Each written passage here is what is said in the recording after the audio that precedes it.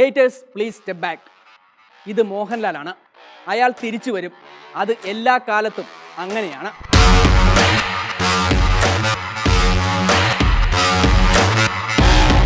നേരിലൂടെ ലാലേട്ടനിലെ അഭിനേതാവ് വീണ്ടും പ്രേക്ഷകർക്ക് മുമ്പിൽ എത്തിയിരിക്കുന്നു.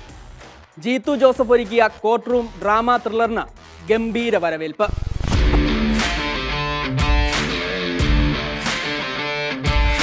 അനായാസ അഭിനയം കൈമുതലാക്കിയ അപൂർവ പ്രതിഭയെന്ന് ലോകം വാഴ്ത്തിയ നടൻ. മലയാളിക്ക് ആ ലാലേട്ടനെ എവിടെയോ നഷ്ടപ്പെട്ടു എന്നായിരുന്നു പരാതി. എന്നാൽ നേരിലൂടെ താൻ ഇവിടെ തന്നെ ഉണ്ടെന്ന് ഉറക്കെ പ്രഖ്യാപിക്കുകയാണ് മലയാളികളുടെ സ്വന്തം ലാലേട്ടൻ. ജയിലറിലെ ക്യാമിയോ റോൾ ഒഴിച്ചു നിർത്തിയാൽ സമീപകാല സിനിമകൾ കടുത്ത ലാലേട്ടൻ ആരാധകർക്ക് പോലും നൽകിയത് നിരാശയായിരുന്നു. ഒടിയനും നെയ്യാറ്റിൻകര ഗോപനും ലക്കി സിംഗും മലയാളി പ്രേക്ഷകരെ ഒട്ടും ആസ്വദിപ്പിച്ചില്ല. കാമ്പുള്ള കഥയോ അഭിനയ മുഹൂർത്തങ്ങളോ ഇല്ലാത്ത ലാലേട്ടൻ സിനിമകൾ. കണ്ടന്റിലും കണക്കിലും ഇതൊന്നും ബോക്സ് ഓഫീസ് ചലിപ്പിച്ചതേയില്ല.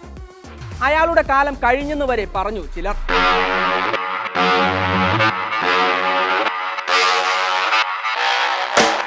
വിമർശകരെ അതൊരു മോശം വർഷം മാത്രമായിരുന്നു.